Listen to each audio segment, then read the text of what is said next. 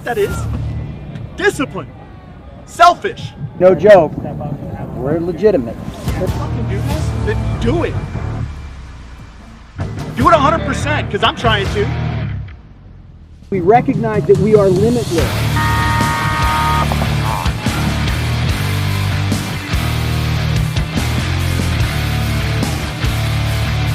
You gotta be a champion to become a champion, right?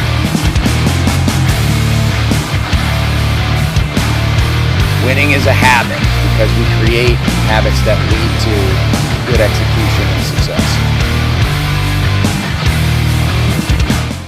Welcome to the Coaches Show, episode 16, the off-season wrap-up and the Las Vegas pre-show. I'm Coach Mike Bianca of the New Orleans Hurricanes. With me is my co-host, Coach Ryan Gray of AC Diesel. We have a very special show today. We've got Coach Kevin Bretthauer of San Diego Dynasty, Coach Shane Pestana of LA Ironmen to break down the offseason and make our picks for the upcoming NXL Event 1 in Vegas. But first, as you've probably noticed, we already have a guest pulled up, Tom Cole, president of Major League Paintball, to share some exciting news going into Vegas. Tom, welcome. Thanks for having me. Glad to be here. Well, Tom, let's talk about Vegas. Yeah. Let's talk about Vegas. Yeah. So first Brutal, event of the year. I'm going to say it's brutal. We have a huge team count. It's the largest non-World Cup event ever by a lot. We already have 274 teams paid. Last year, the first event had 239. And, and we have a lot of people sign up. Like when you just look at straight team count, a lot of that includes like 3-man and 10-man, and a lot of those Sunday-only fun divisions, which people don't sign up to the event till the event. But if you just look at our divisional X-ball numbers, last year we had 99, and this year we have 157. So it's a pretty impressive increase in team count there. So we're pretty happy. I'd say the trend line is going in the right direction. It is. It is. Yeah. I mean, I'm a little, it's daunting that many teams in Vegas. So, but it should be exciting. It's pretty cool. So we're also excited. We have the award show, which is the first time we've done that. And the summit, which also I'm excited about. I'm sure there's a learning curve on both of those things, having never done either one. But I think it's going to be neat. It's going to put us in the right step forward. So with how, I don't want to say success yet because we don't know, but would you attribute things like the award show and the fact that you're doing the summit and a lot of field and store owners are going to be there anyway, that they possibly came to this first event because of the summit? Potentially, I would say that's smaller. I think we just, last year we ran a good series. We had a lot of good events.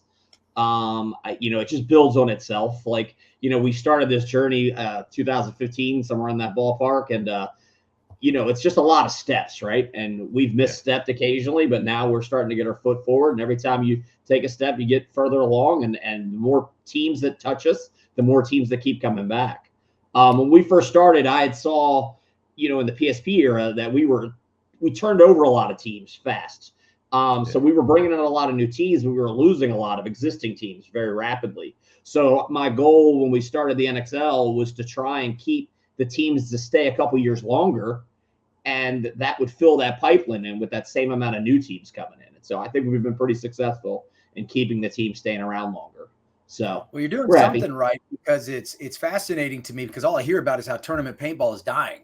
That's all I read. Tournament paintball is dying. Yeah.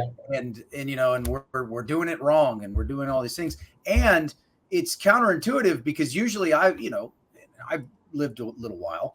And when you talk about disposable income and bad economies and et cetera, usually paintball takes a major hit, but it looks like we're actually climbing. Yeah, I do think we're benefiting from the COVID bump. Like a lot of fields and stores saw an increase in people playing during COVID. And so that typically takes a couple years to go to see them in the tournament level side of things. But, once again, if you give a good product, and it's consistent, you're going to retain customers and start to gain new ones. So I think it's a good step. And yeah, a lot of the people that I see that stuff online too, like the best hero of paintball, and it's been dead since 2003. They're just remembering with rosy goggles the way it was back then, right? The events were a lot smaller. I went on this journey to try and get team counts from old time, And even events that I was at that I thought were epic, I was like, wow, 124 teams. That seems so like, you know, a letdown now, but back then it seemed big, right? So the expectation has definitely changed as far as team counts are concerned.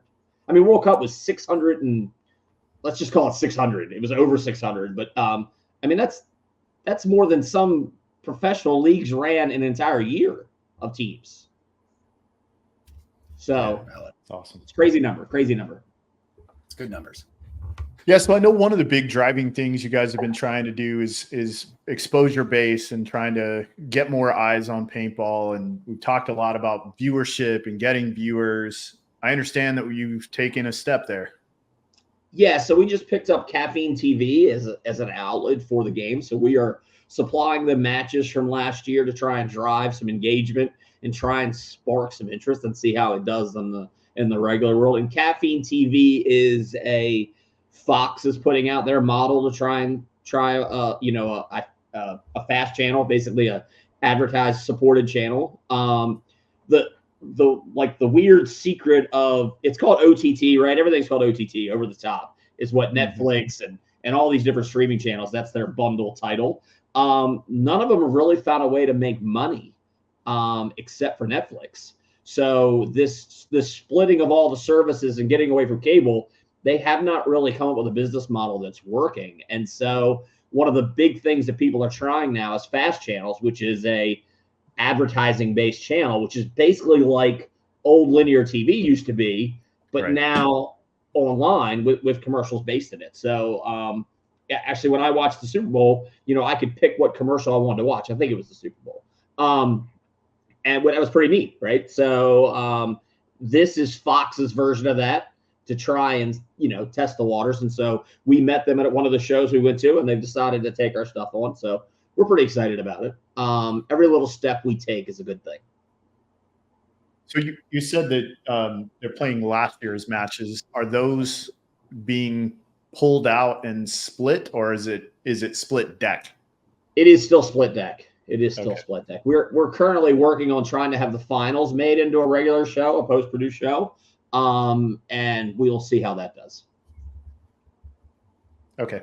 Mike and I've talked about, we're going to film kind of a 15-minute explanation for viewers who are watching Split Deck so that they can have a little bit of an understanding that we'll hope people will use, where we kind of show, like, we talk about the scoreboard, we talk about the teams and which side they're on and how they flip back and forth from blue side to red side, and flags and those kind of things. So we're going to try to do something to help a little bit with the understanding that people can just like send to mom and dad, and maybe that's something that you guys can use to help people before they go watch things like that, so they understand.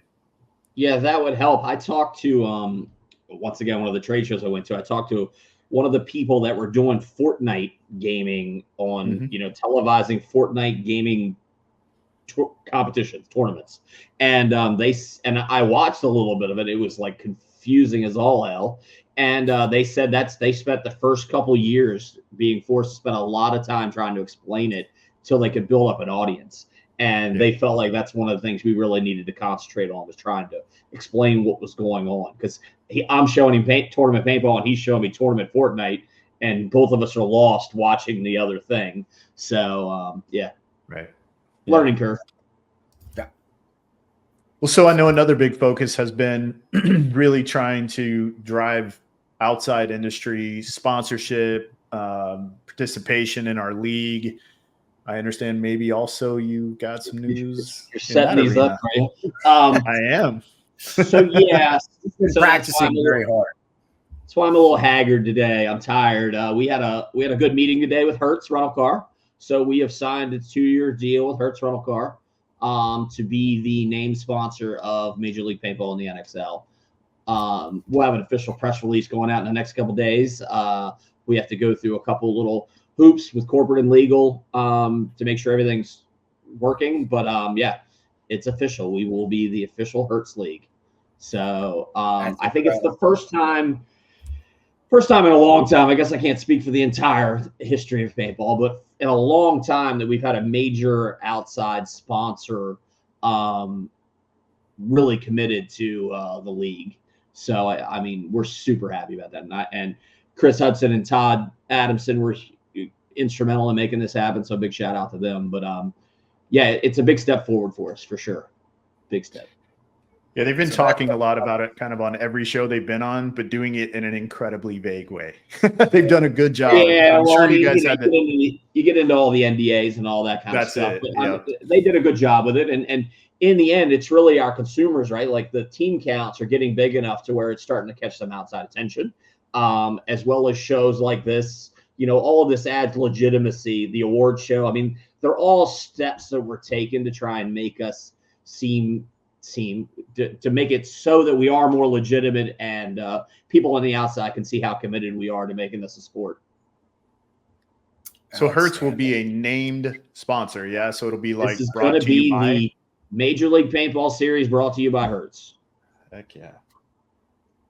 Man. So we're actually going to have – so you got to rent cars through Hertz. That's the big goal, right, is to actually show them that we moved. Already use them. So we're gonna have a special parking lot, VIP parking lot just for Hertz cars to kind of and make it so if you rent from Hertz, you get to park right up front. Very cool. Very cool. Yeah, we're excited. I mean, it was. I'm not gonna. You know, it was a decent amount of work, and it's a good thing. I'm glad we have it. I'm very excited. Well, congratulations to you and everybody who was involved in that. I mean, that's a huge step in the right direction. And, you know, again, as a fan and somebody who's trying to help you push this thing along, it's a massive deal. Yeah, I think it's going to lead, you know, like it started with, you know, adding the spot bunker to the field. And then suddenly we had people calling us about outside people calling, how do they get a bunker? And then it's just progressed to like more and more people being interested. So, yeah, it's exciting. It is exciting, like I said. And I'm just hoping that leads us to more outside people. Like I actually filled out another application like last week sometime, and they were like, you know, do you have any other sponsors? And I just put Hertz, you know, whereas before I would have put Eclipse. No one would have known what I was talking about, right? So when you start seeing Hertz on the thing, it legitimizes it a lot. So, and hopefully, I mean, we run a lot of cars as an industry, right? Like we travel, we do a lot of stuff. So, hopefully they see the needle move and this is the sports group we're with, right? It's the same group of guys that, you know, I wouldn't say they handle the NFL, but they're the official car for the NFL. So it's exciting. Very cool. Now we need to sling some cars. Yeah, I mean, you're still going to obviously have parts of the paintball community that are going to be, they're still going to do the budgets and the Alamos and, you know, For sure. I mean, we'll obviously anywhere I go now, and I've been pretty loyal to a huge different discount company too. So it's a 20% discount. I don't even know if I'm allowed to say that, but yeah, it's a 20% discount. You get a lot of other perks like an additional driver free, stuff like that. So I mean, there's a lot of reasons to use the program.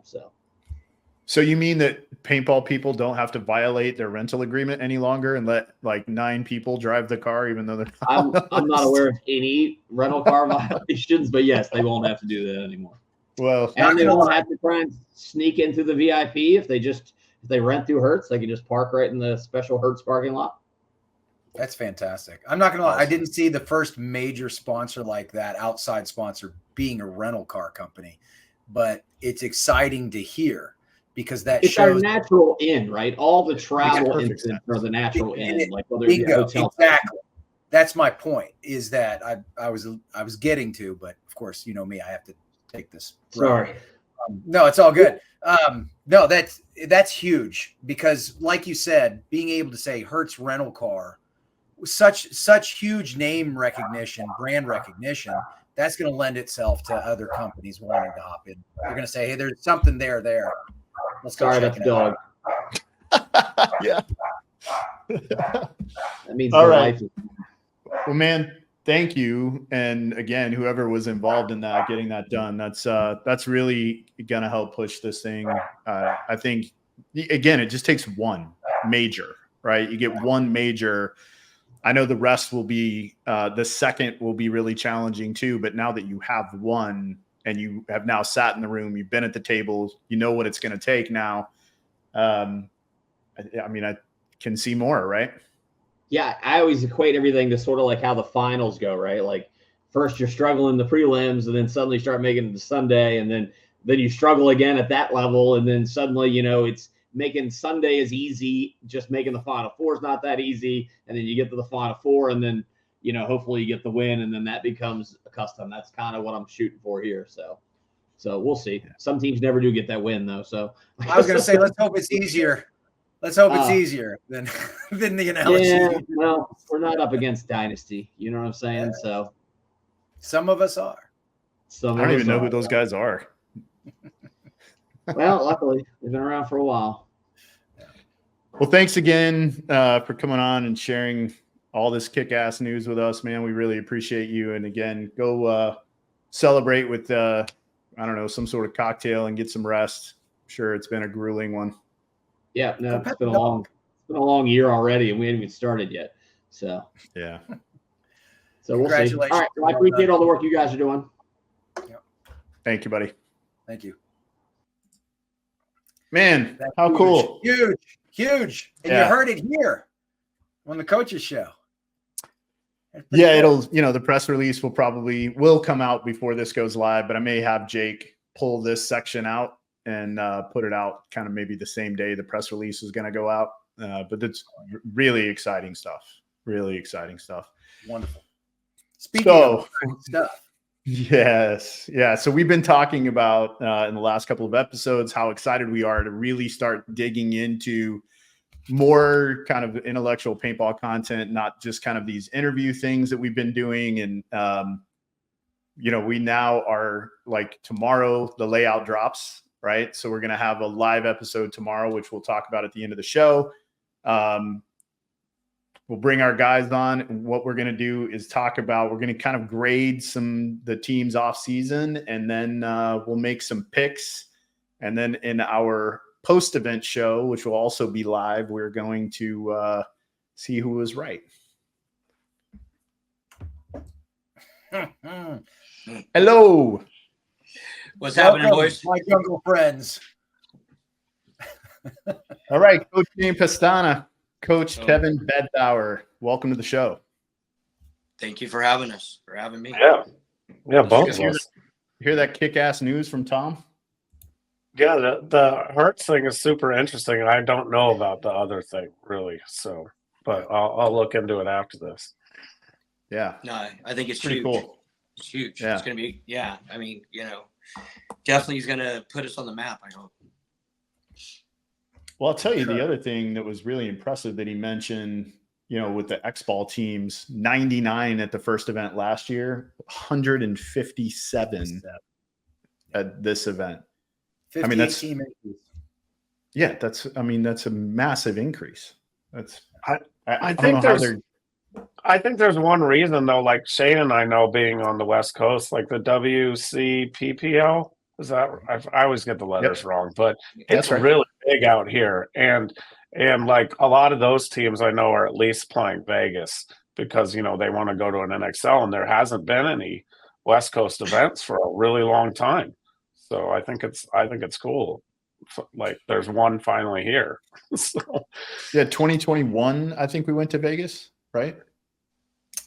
Correct. It's definitely been a while. No, it was 2020 because it was before COVID. No, I came back in 2021. We went to Vegas. Yeah, 2021. Okay. We did? Oh, yeah. Yeah. It's just nice to be in our own time zone for once. We get, we're always going to the East Coast and just, you got the 8 a.m. game. We're like, oh, great. 5 a.m. Awesome. Fantastic. Yeah, let's go get them, So, yeah. And it's Vegas. I mean, come on. So, yeah, I think SK's right, though. We're going to see a lot of teams from the California circuits that normally don't follow that will come out. And I would imagine some of them will do pretty well at the event. Probably surprise a few teams have never really heard of some of these teams that are out here that don't travel. They just play in state, more or less, the regional events. Should be good. Yeah, we went and played a couple of WCPPLs in our D2 and semi-pro year where we'd bring some developmental guys in. Yeah, it's incredibly competitive. Very. Really competitive. So I actually played one under Coach Shane Pestana. And you played really 2016. well. We're going to say it again. He always brings it up because he played so well at that event. You notice he brings that one up. No, he shot a lot of guys that weekend. Yeah, it was fun. And that was in Vegas. That one was actually in Vegas. That was, yeah. No, that was he played really good. He was in the snake a lot, which is kind of, his body's still probably paying for it. Yeah, you knew it was a bad time. Bianca, get in there too, and then take the snake. Yeah, go get in there, kid. He's like, wait, I'm not a kid anymore. I'm like, go get in there, kid. Yeah. It must have been like the best event of his career because he's talked about it every time you've been. Actually, no, it wasn't the best. But it was one of the most memorable because it was such a good time. You did good, buddy. You know that. You shot a lot of people. Yeah. So, and you definitely had a little mojo going with you. So, you remember those events like that when you everything kind of works out and you're kind of on point and it slows up for you. You're like, yeah, I like that event. That was fun. Yeah. Was fun. We've all had those, and then we've had the ones that are it's real fast and you're playing catch. And you're like, man, I don't remember that event at all. I don't know what you're talking about. It's I'd much rather fight the Walking Dead zombies than the World War Z zombies. Yes, exactly. We don't like the World War Z ones. No, we don't want those. Well, let's dig into these brackets. So the way we'll do this, we'll go bracket A, bracket B, bracket C, bracket D, and we'll go down the list of each team. Shane, I believe you have bracket A. So we'll let you kind of talk about off-season moves made by each team, give them a quick grade. And then we'll move on. And at the end, we'll kind of talk about what our thoughts are about Vegas. It's tough to do these without seeing a layout because I do think sometimes layouts make a difference for teams, but we're going to make our picks nonetheless. And then what I thought we would do too, if you guys are cool with it, we're going to turn this into a competition. So perfect. I'm going to keep track. Yeah, I'm going to keep track of each coach's pick when we do this show before each event. And then at World Cup, and we won't know, of course, the World Cup thing, but we'll take the first 4 events, and whoever has the highest score can pick something maybe that the other 3 guys have to wear or do something at World Cup. Are you guys cool with that? Yeah, I don't care. Yeah. Okay. You guys. I don't know. Yeah. Perfect. No, I mean, you saw the Super Bowl picture, I think. So. Yeah. So I thought it was pretty good. So yeah. It was great. Yeah, it was I great. thought that was your real mustache. Definitely a good look for you there, SK. Definitely a good look. You can't grow a beard? No. All right, Shane, I think you have bracket A. I am in bracket A. Put me first up. Put me on the spot. So we got Dynasty, X Factor, Red Legion, AC, and Blast Camp. First off, wow, right? That's and the old saying Matty's used to say that bracket of death, and I think all the brackets now are kind of rough, but this is a rough bracket. There is no ifs, ands, or buts about it, and we get, Blast Camp comes in, their first event as a pro team, and it's kind of the way I see it, swimming in the deep end right off the bat, boys, and baptism by fire. Yeah. And honestly, we practiced against Blast Camp last year before World Cup, and they're a good team. They're a good team, and I think that they're going to surprise teams. We'll see how they handle being under the lights per se, and being in this grinder bracket. But I think they're going to, would I say they're going to go out there and, win a bunch of matches? I that's hard to say, but I definitely think they're going to be in every match they play.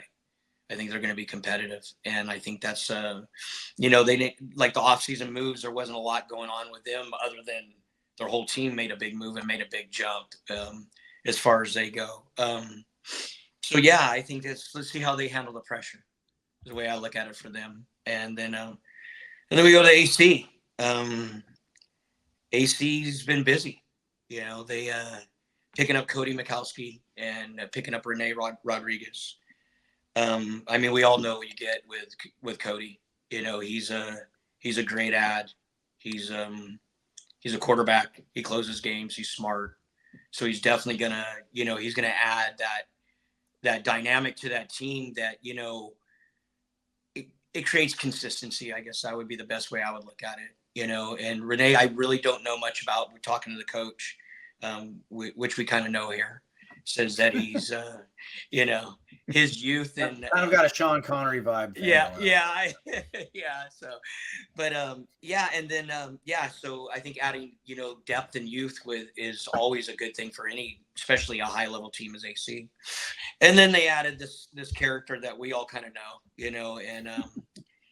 and he's I think he's going to help him out a lot, and I think we're a little biased because we know what he's capable of doing. We see what he's done in the past, and I'm going to give you love, Ryan, because I think Mr. Gray is going to do some damage, and definitely make this team a force, and definitely, that fourth tier team in the bracket, the upper teams are probably like, damn, had to be AC. I would be saying that if I was them, so we'll see.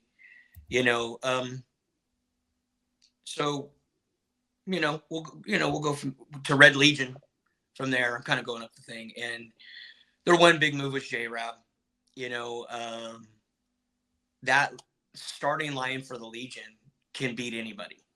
We've seen that, but the problem I saw last year was it being consistent because guys get worn down, weather, guys getting shot up, and then they have to add pieces that were, I wouldn't say they weren't great players, but they just weren't at that starting lineup that they had for Russian Legion. And adding J-Rab adds depth, adds a veteran leader, as a guy that, he's, we know everyone knows what J-Rab can do out there.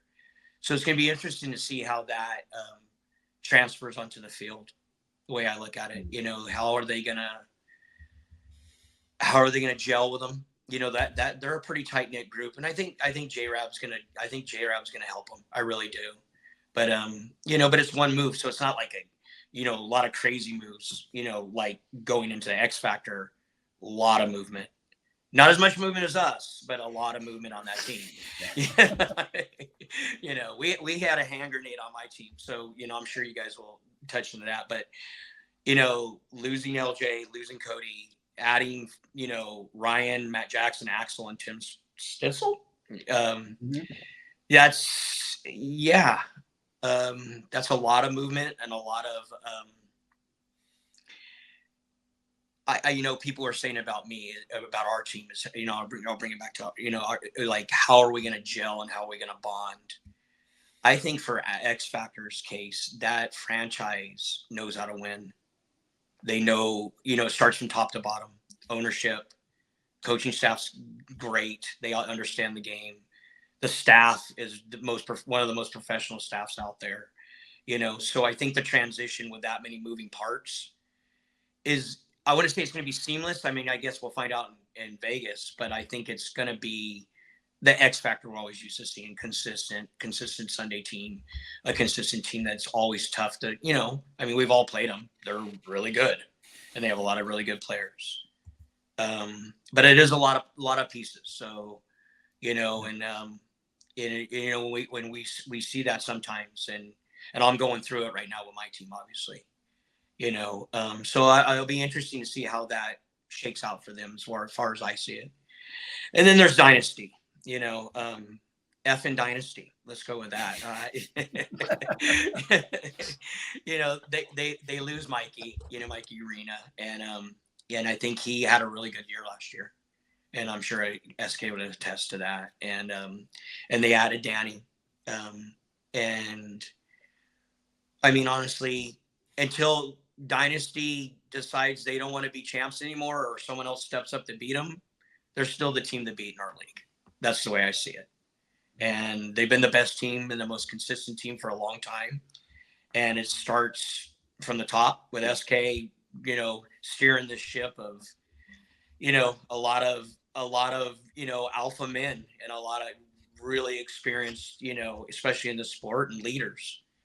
And I mean, honestly, you want to give them a grade. I mean, they're still the champs, so they're always going to be an A+ as far as I'm concerned.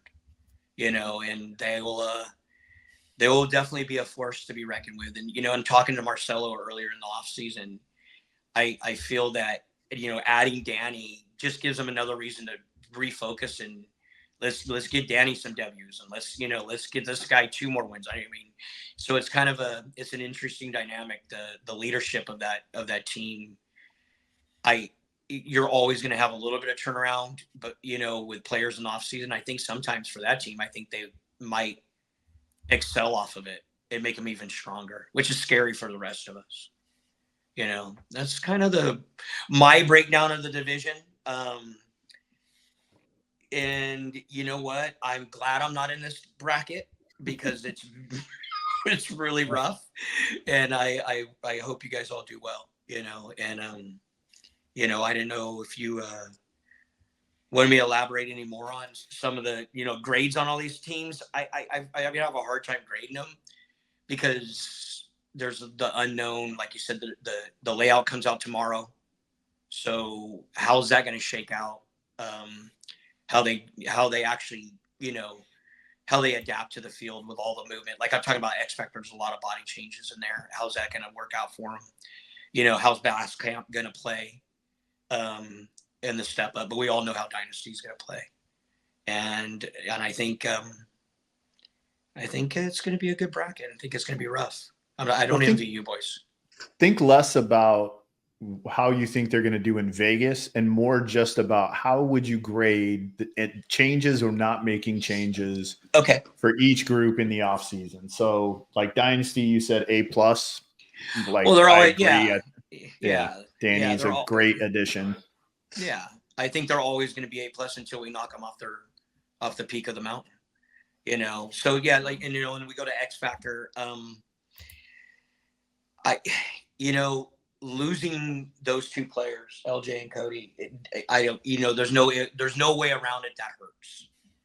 But they added depth, they added offense, and it was with Axel, that was a big pickup, man. Axel had a good year last year, and adding him, and and you put him, with him and Billy on the field, and they can throw out a line that can beat anybody. So I would probably give them a B+, A-, even though they lost 2, really veteran players. I still give them that a grade for the season. I would give them a good off season because they, losing players, but they addressed it, through free agency, I guess you would say. Red Legion was kind of quiet. Adding J-Rab, I think is a plus. I think it adds depth. But I mean, in all honesty, if I was him, I would have added more because I was in the pits with them a lot last year, and they played well. They were, but I think it's hard to be consistent when you're rolling, back-to-back points like that, and especially when weather comes into play. It always seems we find rain, or if it's hot, I'd probably give them like a B-. J-Rab's is an A add, but I would give him a B- because for me, I think I would have added a little more, tried to get another veteran presence just to kind of take, injuries or, weather, or just kind of take a little pressure off the coaching staff, take a little pressure off all the players to feel that, and they're going to play a lot of the points anyways. And a lot of the guys spend a ton of points, but in the same breath, what if a guy's having a bad event? That kind of, that depth drops off there. So for me, that's where I would put them at.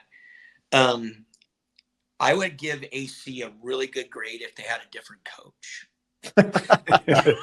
Yeah, I mean, I get it. Yeah, no, I would think that you guys, the AC, I'm gonna give you guys an A- solid. I think that was a great move adding you. And I'm not just gonna blow smoke. I mean, we know what you're capable of doing, and I think and I don't think that the problems we practiced them last year, and I don't think the coachings per se was the problem. I just think that it just wasn't gelling right for whatever reason. So was that a coaching problem? Was that a player's problem? But bringing you in, I kind of get the impression talking to you and just knowing how you are that a lot of those problems are not going to exist anymore because I just know how you're not going to put up with it, and we went after Cody too, and yeah, he's good, man. He's really good, and he's solid. So yeah, he's kind of one of those guys that you refer to as glue, right? He knows how to do it, So and then yeah, no, I definitely give you guys a good grade.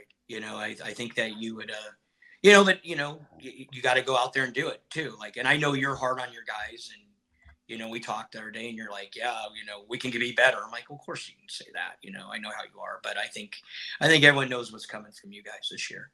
It's kind of what we expected from him last year. I think we're going to see it this year.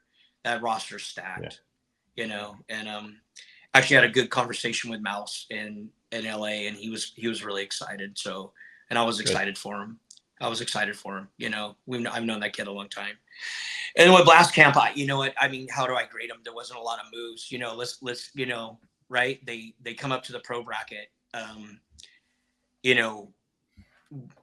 Will they perform like they did last year and be solid and consistent? I absolutely think they will be, but until you get under the lights, boys, you know how it is, man. It's a whole nother beast out there. The reffing's better. Everybody's faster, and I think they'll do good, but I'm going to refrain on giving them a grade because I really don't, their off season's kind of still an unknown. They graduated to the show, so I'll give them an A for that. How's that? But we'll see. That's still a wait and see as far as I see that. But I think for the most part, I think everybody did pretty well in this bracket. I would like to see the Russians maybe make another move, like I said. Yeah. If it was me, that's what I would have. And honestly, it would have been to take the pressure off myself. Or off the coaching staff is what I add depth to it. So we'll see. But you know what? I wouldn't want to play them. I think they're going to be really good. Like they always are. So, yeah. Any thoughts, Mike? Oh, sorry, Shane. I apologize. No. You're good. You're good. I didn't want to give Dynasty any more love. I'm tired of talking how great. Like those guys, they get enough attention. Yeah. I'm sorry. So, Mike, any thoughts? No, I think he's pretty accurate on all that. I think Mike Urena going to Impact and being replaced with Danny. I don't think that hurts Dynasty too much. It definitely helps Impact. I think when you talk about Blast Camp, one thing you got to talk about is their consistency. I think you've got an excellent point there. The fact that they didn't do a lot, but they were the second place team every event last season. So there's a drive there. There's potential. So obviously Diesel, not to blow sunshine up anybody's bahukas here, but I do think they have the right leadership in position. Someone who can take and wrangle some of those egos. And I don't mean egos in a derogatory manner. Everybody on that team can back that up. So I think creating that culture, being that oar, right? Guiding that ship, being that till and pointing it in the right direction and focusing the issues they experienced last year, refocusing on the things that need to be focused on this year. I think AC Diesel is going to be a force to be reckoned with this season. And then, X Factor, adding Axel, losing Cody is big, but I mean, adding Axel, Stetzel, Mike Jackson, the way I look at it, you made an excellent point. The team already knows how to win, know it's required. If anything, it's not about being acclimated in that environment in that point, because the people they brought in are used to it as well. It's a matter of having a meeting of the minds, and when those minds meet, it's on. So, I mean, that's, when you got Ryan Brand at the head there and Colt Roberts and people like that can just sit there and know what's what, there's not going to be any crosstalk. There's not going to be any, it's going to be straight to the point. Let's get it done. So I think X Factor is going to be very dangerous this year. So I think they did very well on that. And I agree with you. Red Legion, J-Rab, obviously adding experienced two out there, an insert player that can be pretty much anywhere, that can help, maybe move them in the right direction when it comes to to play calling with the coaching staff, etc. I think you're right, though. I think they could have used a little bit more depth. I thought they would have gone after more. If anything, brought on some more new blood to raise up and coach up. But all in all, that is one heck of a bracket. When AC Diesel and Red Legion are your third and fourth tier teams, I'm like, well, darn, So no, I think that's going to be a fun bracket to watch. We were talking about it earlier. I'm thinking maybe a wild card comes out of here, but then I start looking at those teams. I'm like, maybe every match is so close you don't see a wild card coming out of here. So yeah, God bless them. SK, got any thoughts? I think it just sucks for Blast Camp. It super sucks. You guys covered the rest of it, but this is the worst bracket you could possibly have. Like for them, like I can't think of it. They're none. You could order these however you want. This is the worst one you could have for them. So good luck. No doubt. Yeah, and I was going to say, go ahead. Yeah. I will say that I do like the fact that they didn't pick anyone up. I think that's a smart move. And I know they were looking for a coach too. And I think that's the smartest thing for them to do. When you add a bunch of people, it makes they did really well last year. I know they didn't win, but they got there. That's the hardest part. So I think that's super smart for them and PB Fit. They really didn't. I know PB Fit picked up one guy, I think, right? And I don't think Blast Camp picked up anyone, but I think that's the right move. Yeah. Agreed. Yeah. I was going to say the only thing I thought, if Blast Camp could have or would have picked up one, maybe veteran two, that may not have been painful, but the fact that they didn't, in my opinion, doesn't harm their grade. No. I do like that they found a dedicated coach. I know that the guy who's been coaching him was kind of a player coach who really wants to play, and that never really works out too well because heart's not really into the coaching thing. And I thought the fact that they went and got a coach and didn't pick anybody up was great. I think that was really smart that they realized what their weakness was not having that. And I think that's super important. I think you guys made a great move with Danny. I do think it hurt losing Mikey because I know you put a lot of time into him. But he's a great player. Danny's great. Yeah. I think he'll fit in well. He's a little bit older. The moves X Factor made, we're kind of missing Ryan Hoskinson. Nobody's really brought him up, and I want to highlight Matt Jackson too, right? Like Matt. In my opinion, of the twos in the game playing behind a snake guy, he is, I put him in the top three. Like he's exceptional at that and knows how to win tournaments. I think X Factor got better. I mean, I know they lost some big pieces, but I think X Factor got better. And if we get one of these weird layouts with a couple of snakes, they're ready. They got 4 snake guys. Timmy's a snake player. Axel's a snake player. Ryan's a snake player. Billy's, at this point, they have 2 of the best snake players in the world. They're, pretty ready. He doesn't play it in the U.S., but Axel plays the Doritos a lot in Europe too. So it's literally not a big deal. So it's I've made that comment several times that, he plays the Doritos a lot in Europe and does great, right? Just as dangerous over there as he is in the snake. Agree with everything you guys have said about Red Legion. I will say, though, if you go look at player rankings and the new stats that you can find on PB Leagues, actually 2 of their rookie guys that are local, well, one's local and the other is from, I believe, South America. They were their 2 the highest ranked players for the year. Now, those guys may have gotten spins and throwaway points that they won, but they were their 2 highest ranked players on the stats. So they do have some pieces. I also wish they would have gone and got one more front guy, to give some of those guys a break because they do like to spin those same 5 guys. And now adding J-Rab really is 6. Now they're going to spend 6 guys. I think that's going to get tough as the season goes on, especially if someone gets injured. I I don't want to talk about my own team, but other than, I think some of the chaos that was created with AC last year, one, there was way too many guys on the roster. So to lose 3 guys and really pick up 2 to go from 11 to 9 makes a big difference, right? Allows guys to be able to get into tempo. I won't have to try to find a place for 11 dudes on the field or have 1 or 2 guys who are never getting to play and kind of creating maybe a little bit of disruption. So we'll see, right? We'll see. Totally agree with the bracket, though. It is fucking brutal. That's going to be but I will say, I believe that the teams coming out of that pool are ready. They will have been to war in the preliminary rounds and will be ready for Sunday paintball. So as a coach, I love a pool like that. I love a bracket like that.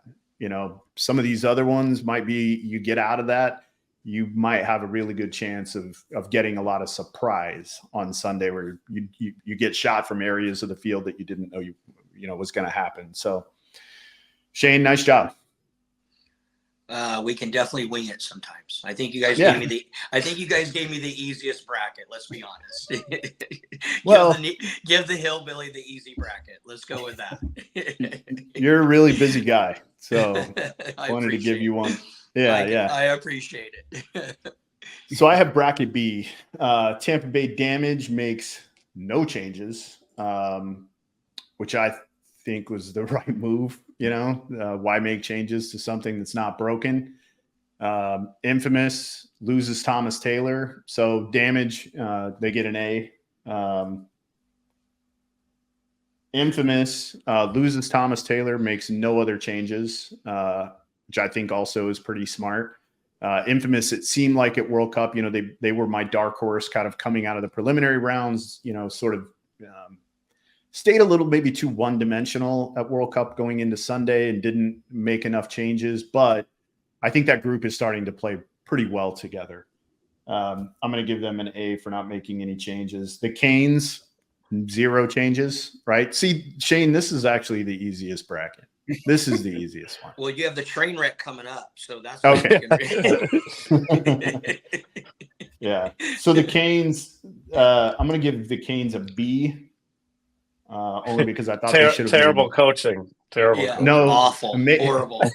Great coaching, great leadership. But I will say, I thought the Canes should have made one move this offseason. I think there was one player who probably, and Mike and I've talked about it, and I'm not going to put him on blast, but there was one player, in my opinion, who should have gone away, and they should have filled that space with somebody they could develop who would be helpful later.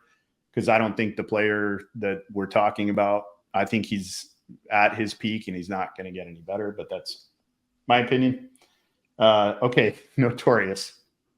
So Notorious loses Anthony Bowles, Michael Kovar, Alex Smith, Harris Hussein, and Renee Rodriguez, and me as a coach. They pick up Coach Grant Piani, Matt Ralph from Infamous, Zach Carter, and Maciek Pasternak. The moves that they made picked up, like the guys they picked up, Grant, I think, will be fine. I don't really know anything about Matt. I couldn't really find any stats. I do. Okay. Like he lived out here before, so like I've talked to him a lot. So like he was just having a hard time getting any playtime on Infamous just because it was tough to get any playtime. So yeah, and I know he just moved to like I want to say North Carolina or something, but yeah. Okay. So but he didn't play much at all on Infamous last year. So I think that was kind of an obvious move for him. Yeah. So Zach Carter, same. I don't really know much about Zach. Tried to find some video on him, and then I really couldn't. So I do know that a lot of the Texas guys knew him. So maybe he lives down in that area or has moved back into that area. But I also heard he may be playing in Europe. So that's kind of a question mark. Maybe he's not on the U.S. team. It's kind of weird. And then Maciek is an awesome pickup. And they also picked up, Michael Johnson, who played semi-pro last year with Greenville Growl. And he did play semi-pro with Austin Notorious for a couple of events. I think he's a good pickup, but he has a lot of development in front of him. Magic, in my opinion, is the pickup. That's the guy that I think adds the most value and depth to that roster. I think he adds a solid 2 to an already pretty good back line with Markey and Paul Hubert. If he ends up playing the whole season, I think their back line will be really good. ABJ, if he continues to develop, I think they'll be okay. Just because I don't know much about Matt and Zach, I'm going to give their offseason a C because of Magic. I think he was a really good pickup. So I'll give them a C. And then Ironmen. The train wreck. Ironman loses. Oh my gosh. Nick Slowiak, Clay Hughes, Jordan Boyum, Al Fernandez, Corey Field, Patty Gleason, Adam Gomez, and Chris Tregarthen. Am I missing anybody? There's so many there. I don't know. Yeah, 1, 2, 3, 4, 5, 6, 7, 8 guys. Yeah. Yeah. I think that's right. Okay. Right?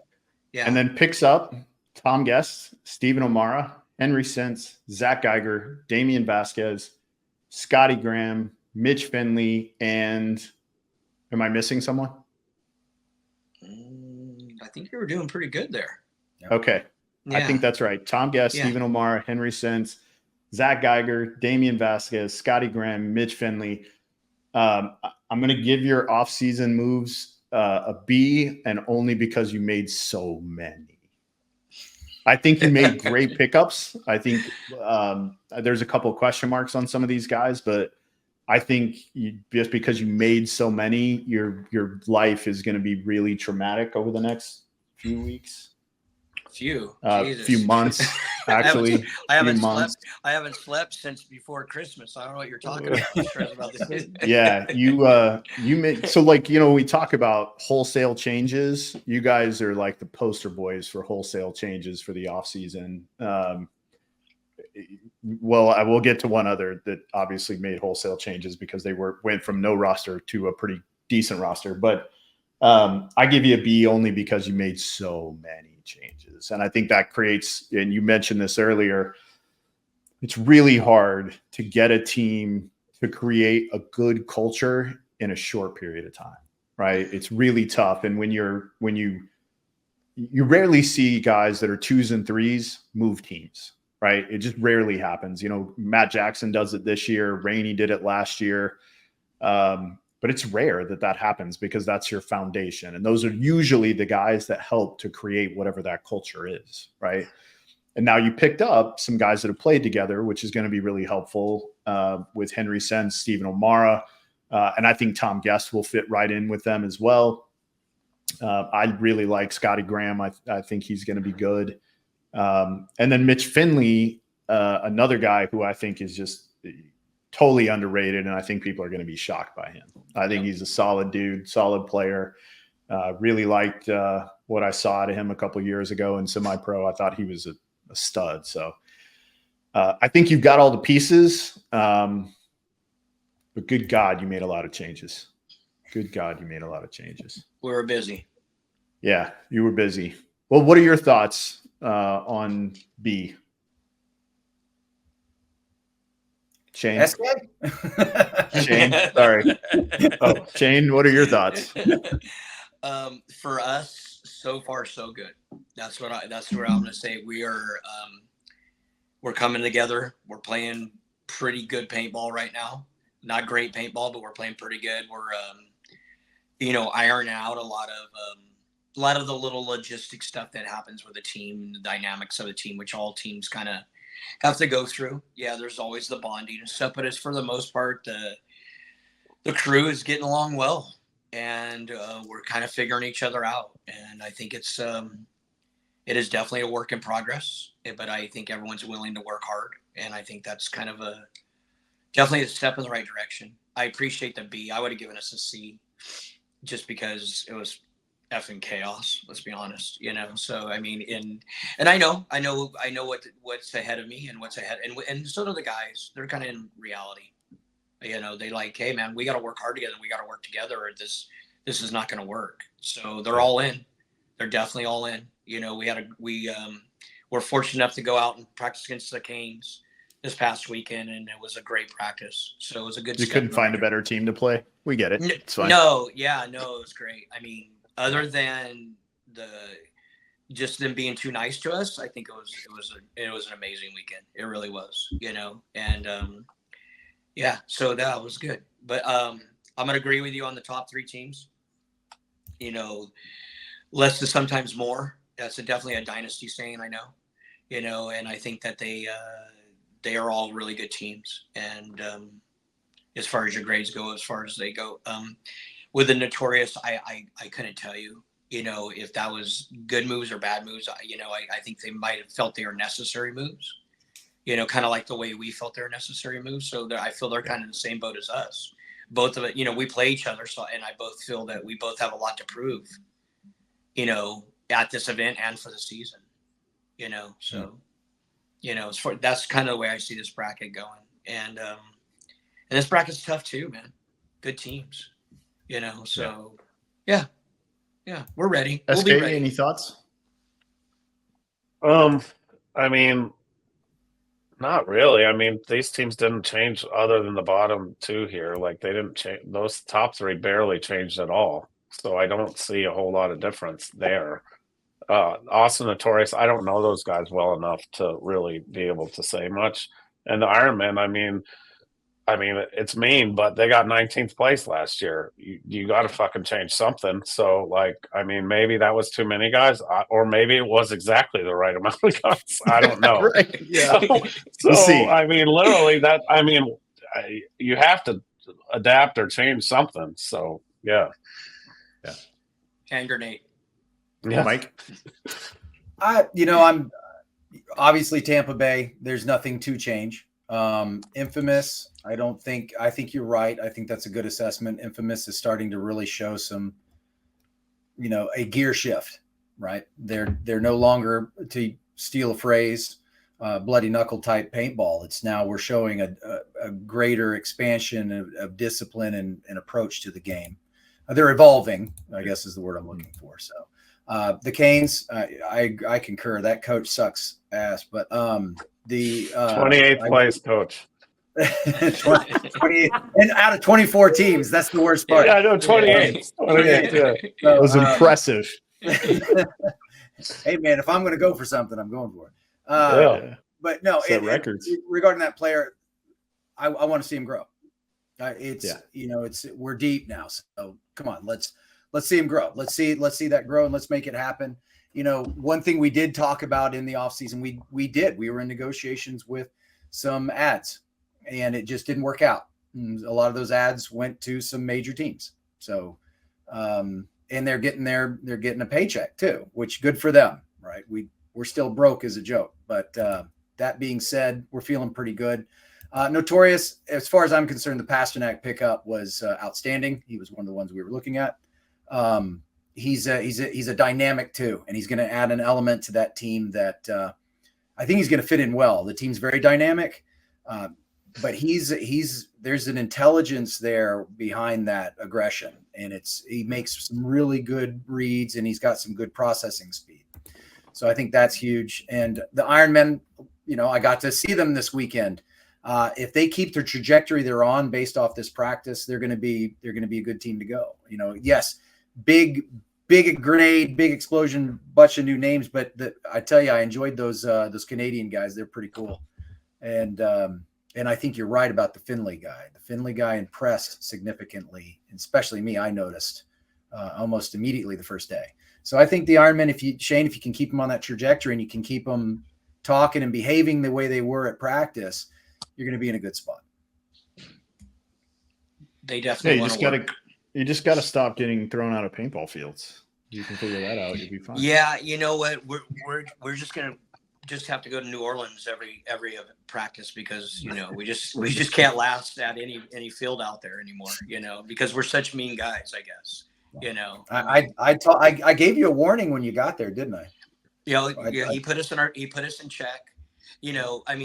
After I saw the 50 mosquitoes outside our house and it was 40 degrees, the state bird, I was like, okay, definitely don't want to be here in August, but I'll definitely come when it's not so hot. That's why it's so tough. Oh You my, know, yeah. I Flyers was were a tough. little It's nervous horrific. about the mosquito action. Yeah, so. And Yeah. to clarify, I told them, I gave them a warning. I said, look, if any of y'all, any single one of y'all laugh at me during practice, I will laugh with you. Yeah, there you go.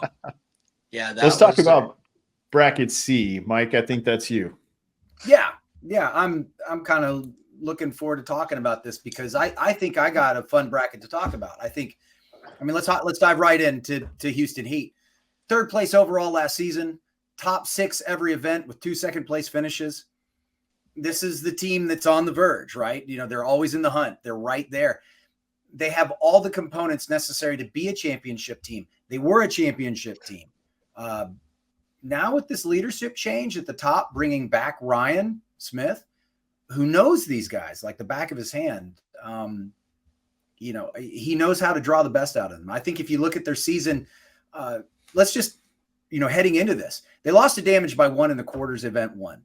They lost to Dynasty twice at Lone Star, first in the prelims, then a second time in the finals. They stumbled at event 3 at the Mid-Atlantic because I believe they lost to the Hurricanes in the prelims, and I believe they lost to the Kings, the ML Kings. I'd have to double check that, but I'm pretty sure they went 2-2 at Mid-Atlantic. But they slide into Sunday, and with that second life, just like a championship team, recognizing they bring it back, losing once again in the semis to Damage, again by 1. So they go on a tear at event 4 in Chicago. They look poised. They're playing like the championship team they're built to be. But again, they ran into Damage. And, that team was just executing well all season long. So finally, after not looking so good at the exhibition event at World Cup, they would get, let's see, I believe they get the buys into the Commander Cup, and I believe they lost all 3 preliminary seeding matches. And then they won as many games as you, Mike. That's right. Actually, we won one more game than them. SK, my mistake. But remember, they already had the buy-in, so they lose in the quarters. They went 0-4, but they lost in the quarters. Right. So anyway, I think this team's hungry. You jackass. I love you, brother. They did only play 3 in the prelims, though. You have to remember that. That's right. Oh my gosh. But okay. Anyway, there's so many more responses I could come up with, but I'll stay on task. I think this is a team that's hungry, that's tired of being denied, and that's going to come out in Vegas. I think they're going to come out and try and make a point. Motivated and determined Heat. That's a dangerous thing. I think that's what you're going to see at this first event. Look for Heat to impose their will and probably win this bracket. So, no changes under the coaches. So I would, and I'll give my grades here in a minute after I talked about everybody else. But this is the one that I think that's really the most interesting to talk about is Baltimore Revo. Revo had a slow start to the last season, placing 15th at the first 2 events, but showed steady upward improvement, making Sunday the last 3 events. Now they lost to Damage 6-0 in their first Sunday appearance at Mid-Atlantic, but they turned it around and lost to Heat by 1 in the quarters in Chicago after beating Impact in the Ochos, which that comes back to visit them. They finished the season 8th overall, leaping the Hurricanes along with Infamous because of our wonderful showing at Cup. Someone was going to remind me or say something, I thought, but they didn't. After a tremendous performance at World Cup, because they really did have an incredible performance at Cup.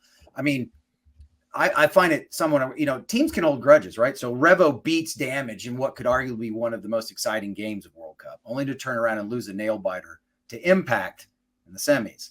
So we could talk about momentum with this team heading into 2024, but it may have been stalled with the recent departure of Stephen O'Mara and Henry Sense to the Ironmen rebuild. These were 2 leaders and playmakers on the squad. So, but they did pick up Clint Moore of the Lucky 15s, Devin Stewart, formerly of Heat and Energy, Frank Antomaso, quite the attacker. When you take those 3, their experience and strengths and weigh it against players like Caleb Abel, Benny Carroll, Rob Velez, Elliott Weaver, I mean, that's a pretty capable core, right? That's a good-looking lineup. I think if they're able to come together during the offseason, if Mike Jeffrey can get them all on the same page and rein it all in and focus them in the appropriate manner, I think they're going to do better than some people are giving them credit for. So that's my take on Revo. Miami Kings. In my view, this team has always kind of been in a position to play the spoiler, but for some reason they have a tendency to miss the opportunity, to step up and win those games they should win. This was a team that was on the rise, even if it was just for a moment, but consistency has been elusive for them, to put it kindly. Last year wasn't their best, making Sunday only once and just missing Sunday in two other events, taking, I think, 11th at Sunshine and at Mid-Atlantic, I believe. They were top 10 in 22, but then bottom 3 in 21 and bottom 5 in 20, and they were almost relegated in 19 and 18. So it makes sense that they're looking to rebuild, right? To build around that core 5, because I believe they kept their core 5. Get some new blood in there, mix things up, hoping to create a new chemistry for success. I understand they're taking 8. They only have 8, so it should be interesting to see how that rolls. Kyle Berry's a smart guy, right? And with the introduction of Harris Hussein, I'm interested in seeing how that dynamic plays out. I think it has a lot of potential, but I anticipate some growing pains along the way. Other than the Hussein pickup, I don't know much more about the new blood. With that, I don't have too much more to add. Let's see what the new lineup has what it takes. It should be interesting. Right? Now, Seattle Uprising. Look, I'm a fan of Uprising. Ever since they beat my team at the 2015 Dallas PSP semi-pro final match in overtime, I've wanted those guys to see success. Call it Stockholm syndrome if you like. I don't know. But in the end, my psyche did get cured as the Canes' debut pro match in 22 against them kind of got a little bit payback. But enough about my mental state. Let's talk about Uprisings. Thanks, Kevin, because now I'm all... Anyway, 13th overall last year, 12th year before, 16th in 21. Let's not count the COVID year as they missed one of the events. 11th and 19th, I think. This is a team that has been together a long time. Very few, if any, changes over the years. This is a team you never know what you're going to get, right? The haymaker team is what I call them. They throw everything at you, including the kitchen sink with the frozen pipes, denoting their capability of showing great feats of strength. And when it lands, it usually lands flush and it's good. But they're in the fight until they aren't. And adding Shane Howe this season was going to bring some seasoning, to the flavor that is Uprising. You got Graham Arnold, Borromeo, Scott Knight, all returning. The question will be, what kind of temperature are they cooking with, right? It's I don't know. We'll see. I'm hoping to see a revitalized Uprising. Now I get to talk about the other new team to the division, and that's Paintball Fit. And this is an interesting story. I think if it wasn't for the resurgence of Aftershock, I think there would have been a lot more conversation around this team. If for anything else, just because of what the team accomplished last year in semi-pro. I mean, I just don't think we're going to see a repeated performance like that anytime soon in the semi-pro division. Absolutely incredible performance. They won all 5 events. And correct me if I'm wrong, but they only lost 1 match the entire season. I believe that was at the second event in the prelims. That means they won, 33 out of 34 matches or something like that. That's just extraordinary, So, I mean, it's just the key to... Oh, Chris, get out of there. I was trying to ignore Chris, but he's the man. Please tell Chris I said hello. We want Chris's opinion now. He's on the show. Yeah. Oh, absolutely. You need to bring him in on this. Here's Paintball Fit's key to success: recognizing what they're up against. I think they do. By the way, I mean, after all, they've been here before. If their goal setting is solid, they should be fine. I think this is a really good bracket for them. Unlike Blast Camp, I think this is a good bracket for them. They can catch some of these teams off guard if they play to their strengths and they don't try to do something they're not. They execute well. I think they have a real chance to impress, if not just surprise. So, given these teams' grades, I mean, Heat, I got to give an A. That's a smart move. I think that you don't need to change anything with that. We don't want to give Heat A. You don't want to give teams that fire their coach an A. That's bad for all of us. Job security. Yeah, come on. Was it a firing or was it? Oh, come on. I mean, I got 28th at Cup. I don't know what I'm talking about. I got you playing the game here. Revo. I think you can't look past their pickups. I think they lost major weight, but I think they replaced it with some decent weight. I'm going to give them a B plus. I'm anxious to see how that team works out. I'm really wanting to see how that works out. The Miami Kings, I don't really have a grade for that. New blood, I got to see it, right? I got to see what this new blood's about. The Harris thing is interesting to me. I'm looking forward to that back and forth between Kyle and Harris and see how that plays out. Seattle Uprising, I think I'll go ahead and say I'm going to go ahead and say A. Sticking with what you know, not making any big changes, not going after anything crazy and really trying to go after it. Let's see what it says. And Paintball Fit, well, I can't grade that team. They're new to the division, but I mean, if you're grading them just based off their performance, I mean, well done, gentlemen. A plus to your last season. Good luck this season.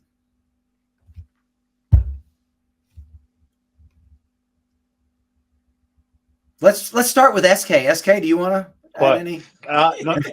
No, I mean, I think well, Paintball. I helped Paintball Fit a lot, not like a lot, but I gave them some helpful things, and now they're not going to get any. So, I would agree. I just think the Rebel losing Henry and Steven is a really big deal. I think they played almost every point. I don't care who you replace them with.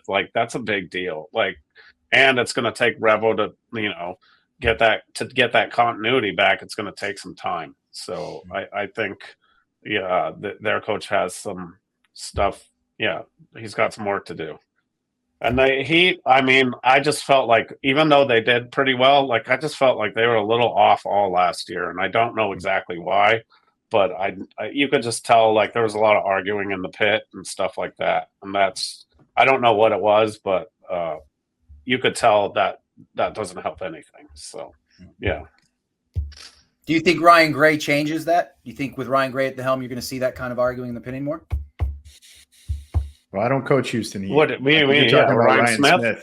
I'm sorry, Ryan Smith. Sorry, Ryan. I'm all discombobulated because SK got. You're done, right? Yeah. You're fired.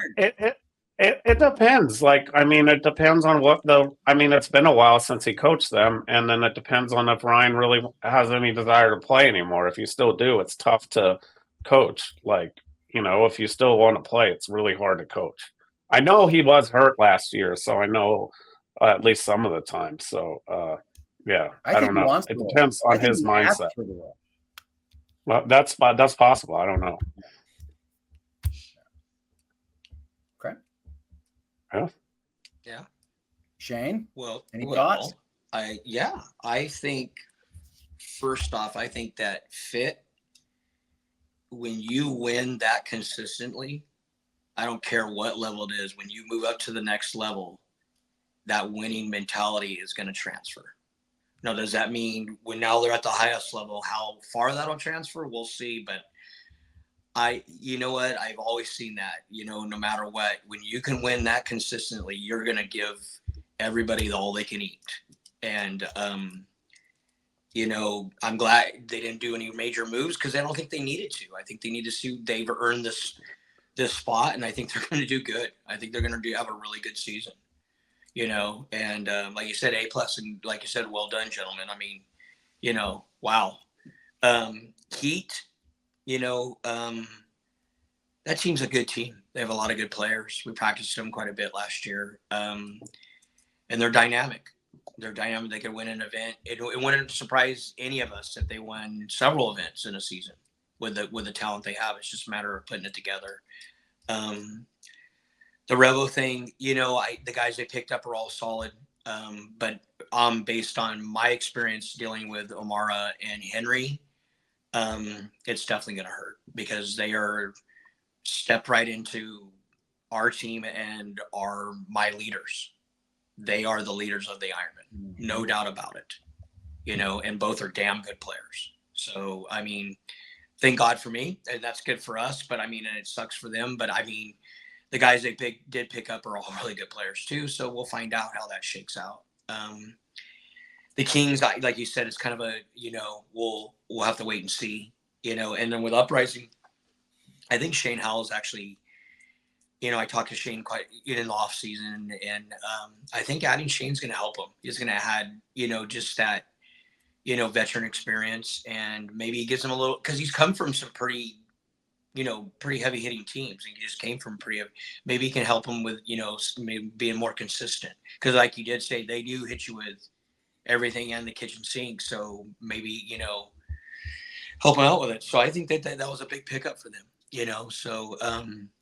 But yeah, I'm excited to see how Fit does this season. I think it's going to be interesting. I'm actually I'm kind of excited for him, to be honest with you, to have that much success and to jump up to this level. You don't want to discourage semi-pro teams that they see that they just whooped everybody's ass last year and then get beat up here.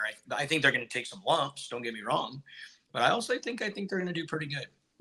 I don't know if you can see where I'm going to be leaning to on my picks right now, because I will win this bet. I'm just letting you guys know right now. So, just saying, you guys are going to look great in Ironman swag at the event. I think, Okay. Take it easy. Yeah, that's right. Yeah, I think it's going to be interesting. How about you, Ryan Smith? How about you, Ryan Smith? How about you, Ryan Smith? Cool. So I guess I'm gonna be Ryan the asshole. Yeah, that's fine. Yeah. So I think he is going to be better. After our interview last week with Ryan that aired, I'm really impressed with his plan. I think he's right on with kind of what he wants to do, changes to the way that they were preparing for events. I think Houston Heat's going to be better.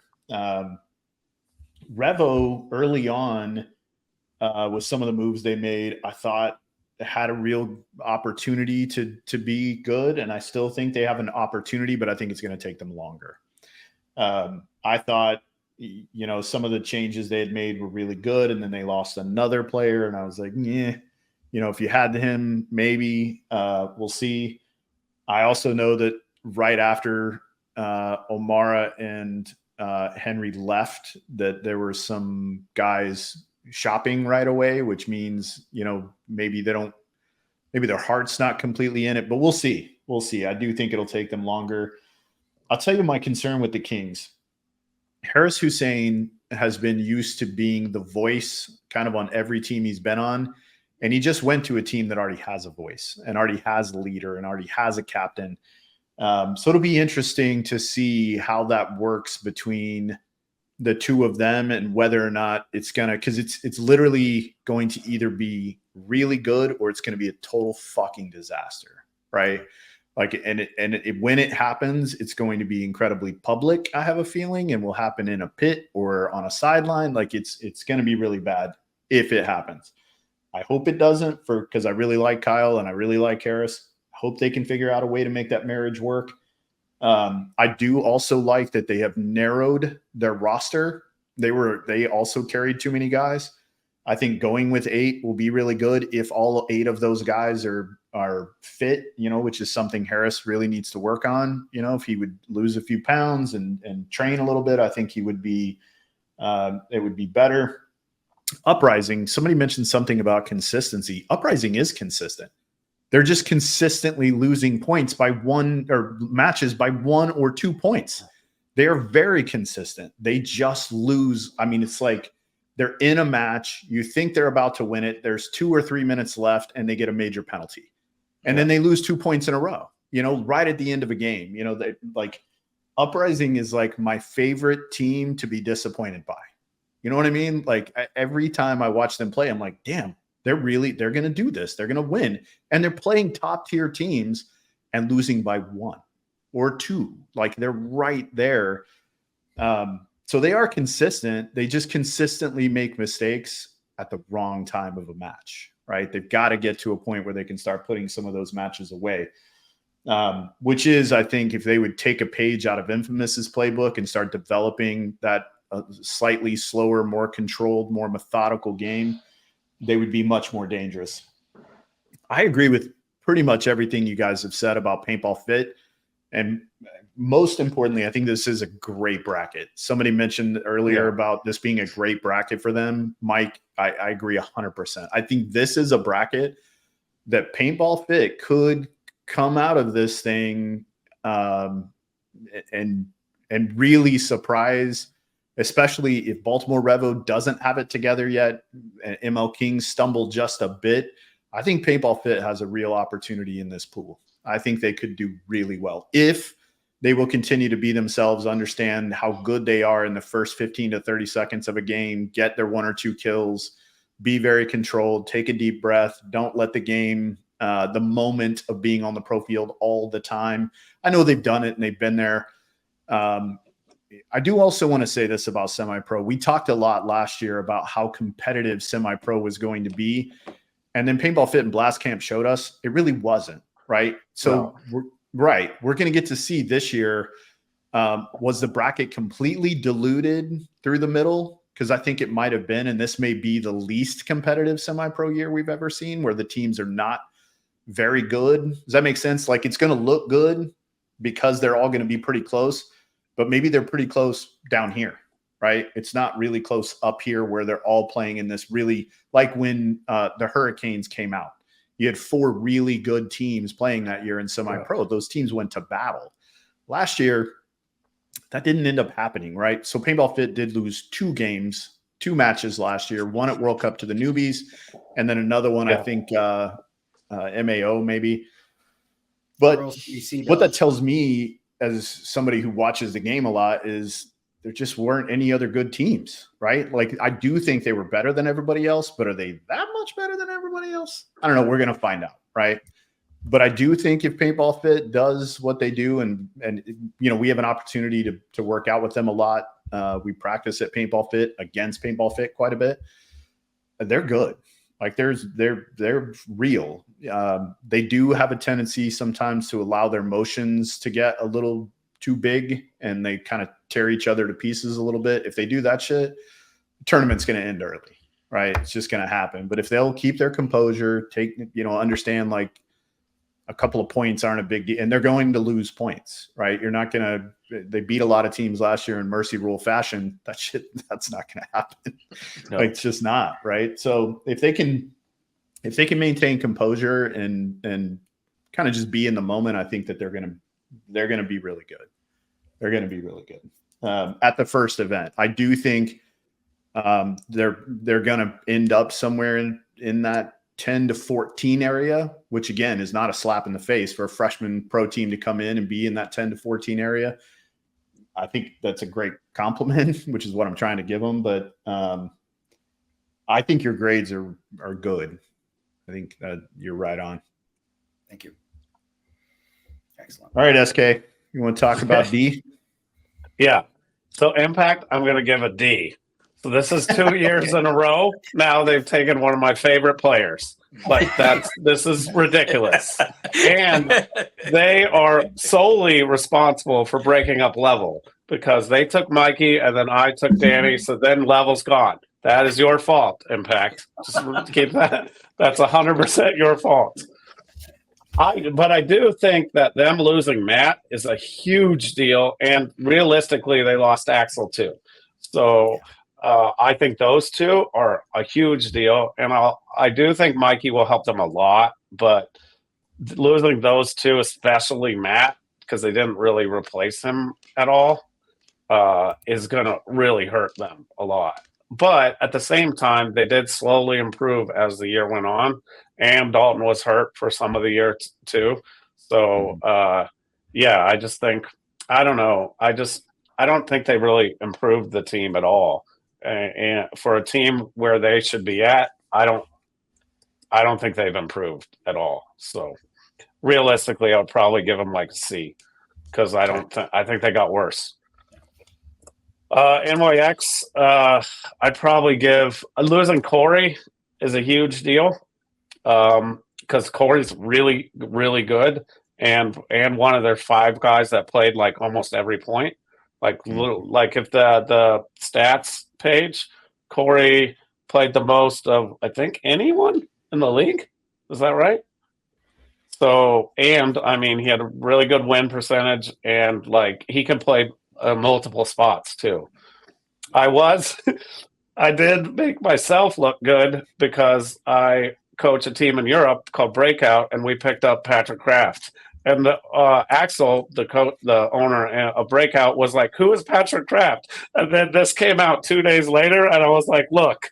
So that really helped, I think. And I really do think CJ is awesome, and Josh played way better than I've ever seen him play last year. So I think those 3, like that alone, and it'll give some of their other guys a little bit more time to play, and picking up Thomas will help with some depth too. But and I really think Dan and Rich have done a really good job improving that team the last 3 years. So I guess I would give them a B for letting Corey go, but they did pick up Thomas and didn't really change much else. Aftermath, I don't know. Like I hate this team because I really like this team. I like everyone on this team, and they drive me insane because they are good players and they screw up at the wrong times. They're just like Ryan was talking about Uprising. They screw up at the wrong time constantly. They did lose one of the guys from Breakout at World Cup, but Ethan didn't play that event either. And he's coming back. So the one thing I do like is they all play all the time, all together, because they're all pretty local to Southern California. So they're always there. Whenever I go to that field, they're there. So, I mean, they are ahead of schedule on that. And I wouldn't be surprised if a team like that does really well the first event because some of these cold weather places are just behind. And the fact that a lot of teams changed over rosters a ton. And they didn't really make a change, so I'll just, I guess a B. I think they should have, that's about it. Bears, I really don't know those guys at all. So I do know they did well at the World Cup fake tournament, but I don't know other than that. So, I mean, they won. Did they win money or only the winner won money? I don't know. So only the winner. Only the winner. Oh, well, that sucks. Yeah. So I honestly don't know what to say about that team. Aftershock is a totally different story. A lot of people were like, "Oh, it's the 2020 Ironmen and they won." Well, that was 4 years ago. So I don't think that matters very much. I mean, yeah, sure, some of them have played together, but honestly, it's about I do like some of the people they picked up. Like they picked up Corwin, who is awesome and was hurt last year, and I didn't even know he was going to play this year. But so I think that should be really helpful. And I mean, they have the right kind of pieces. Todd putting all those together that fast is going to be difficult, but I mean, I think it's possible. I mean, the opportunity is there. So, I mean, from a team that had nothing, I would give them an A because they literally had nothing. So a month ago, they didn't have anyone on their team, so I think they did really well. So, but that's about it for me, I think. Yeah. Okay. All right. Well done. Yeah.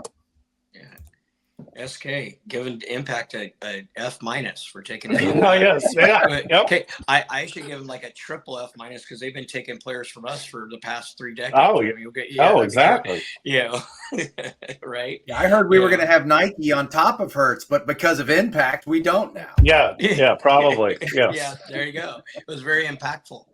Yeah. I'll go. I'll jump in on this. Impact is an interesting one. I think that they definitely played better as the year progressed. But like losing Matt's a big loss. He won a lot of points last year.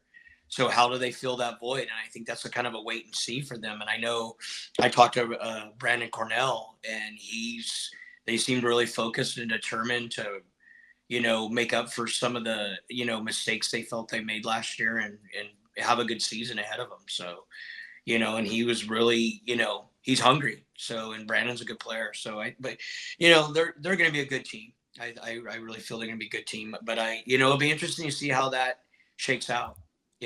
I mean, a great ad for X Factor, and that was a big hit. That was definitely a big hit because the dude shoots people and wins points. NYX, they had a great year last year, and great coaching gives added stability. They seem like a pretty tight knit group. That you watch them in the pits, and they all seem to get along. And they have my boy Jerry Caro on there, so I'm always going to root for him. Unless I'm playing against them. So I think they're gonna have a good season. I think they're gonna build off what they just did last year. I really feel that they'll be a force just like they were last year. And would it surprise us if we saw them in a final? You're like, well, yeah, that's kind of the progress that they've been going. I mean, it's tough. I mean, as we all know, we're just all of us are just trying to find a way to beat you guys, SK. So it's, one way or another, they're all coming for you, which But Aftermath, like you said, they play every weekend together. They're definitely ahead of the curve. It'd be really nice if they stopped kicking us off their property and ban us for life. But I mean, it is what it is. But honestly, the team as a whole, they're very solid. They're a really good team, and they work really hard. So I mean, as far as that goes, the Bears made a lot of changes. They're kind of like in the same boat we are. Wait and see and see how it all shakes out, the way I look at it. And then Aftershock, I mean, wow, I feel they have more moves than me, but I mean, in all honesty, we're very similar, but they, and if anyone's going to put it together, you got the two-headed dragon of the two Todds. They've been there. They know how to do it. They know how to make it happen. Todd Adamson's he's contagious, man. He's going to will guys to win. And that's just who he is as a person and who he is as a paintball guy. And, when it surprised me if their learning curve is really quick, I mean, they have a lot of changes and a lot of, but I definitely, or not changes, but a lot of ads, and I think them taking Clay from me really pisses me off, by the way. I think Clay's going to have a really good season this year. And I think that's going to help him. I think that was a really good ad for them. That a lot of, everyone's talking about all the big names and the guys that won in Vegas, but I think under the radar move, which really hurt us, I'll be honest, and it's going to really help them because I think Clay Hughes is going to have a really good year. So I give them an F- for that. There you go. I think it's going to be that's going to be an interesting bracket there. Looking at it and seeing how, those bottom two teams had a lot of changes, but they could definitely put a hurt on some teams. And Aftermath is always going to be in a fight, because they work hard. They really work hard. So, that's where I see that bracket. A lot of F- in that bracket. Getting kicked out by the owner, I give them an F- because they were mean to me and my crew, and I give Aftershock an F- for taking my player, who I really like as a person, not just as a player, and NYX, who has Jerry Caro, who will always be my brother. How's that? I'm a little biased on these picks on this one. So what do you think there, Bianca? No, I think that's legitimate, and I agree with both of you regarding Impact. Right? I did they get better? I don't know. I know they didn't. I wouldn't say they got worse, but I will say that I agree with all of you. Matt Jackson is the quintessential anchor. Okay. He's one of those guys that he's a glue, right? He's a gunfighter. He's a leader. He's a bully. He's a lot of things that you need to have on the team. And he filled that role very well for Impact. So yeah, I think that's a big hit. C for me on that. Of course, they've got guys like Zupa and Brandon Cornell, and I think Zupa is one of the more underrated players in the league. I think we might see a breakout year for him. He had a great one last year, if you really look at the context of things. But you can't. Again, that roster is full of great players. So, NYX, God love them. NYX and the Hurricanes have kind of got this, this friendly, competition. I wouldn't call it a rivalry, but we really do appreciate each other. We've grown from each other and talked a lot. What I like about those guys is they've got this chip on their shoulder. They play with this chip on their shoulder, but it's a focused chip on there. It's not just random aggression craziness. Like you guys have said, Rich and Dan have refocused those guys. They have a tremendous work ethic. They want it. They're hungry, and that makes them dangerous, because if they're all firing on cylinders, they're a powerful team. And I love Jerry too. So, and I agree with all of you. I think Pat Kraft and a lot of those guys, losing Corey hurts, but I don't think it cripples them. It doesn't cripple them much at all. Might give them a little limp in the first event or two, but other than that, I think they'll be full stride here very soon. Aftermath. I keep hearing, I know Steve in there. Is it Mazurek? Mazurek. He's a good guy. I know they're a hardworking team. I keep hearing that they play all the time, and that has to account for something. And we saw them surprise a lot of people here at the end of the season. So can they carry that on? Can they keep that momentum going?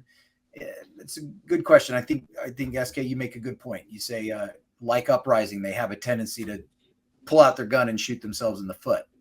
But I'm rooting for them. I love that underdog.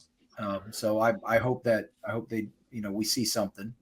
The Bears, they added, I happen to know one of their ads very well, played with and coached him, Evan Manners. Great, powerful gun. Will it be enough? I don't know. I don't, like you guys, I don't know enough about the team.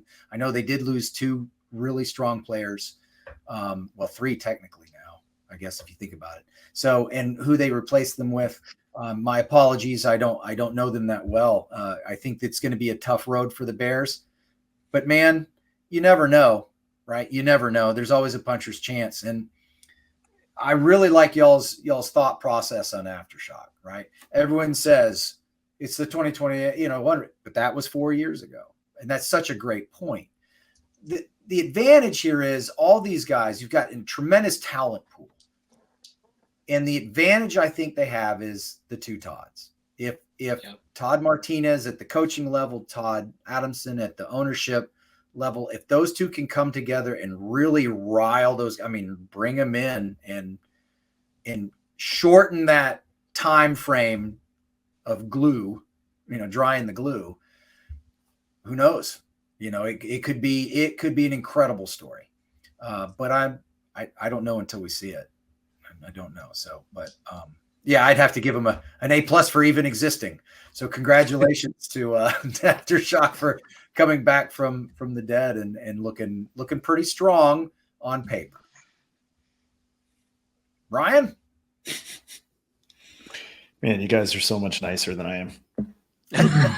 Wow. I gave him an F-. Yeah, but it was a joke. I agree with everything you guys have said about Impact. I don't think they got better because I kind of mentioned this with Matt going to X Factor. I think Matt is just incredibly solid. He's not just in the way that he plays, but in the way that he thinks about the game and the help he is to, and he will be to Ryan Brand, and the help he was with Impact when it comes to setting up the field and critical things that happen during the game and watching him direct traffic. He's just I think guys like that, you can't really replace them. There's just so few of them that exist. So I would agree on impact. I don't know that they got any better. I'm not sure they got worse. We'll see.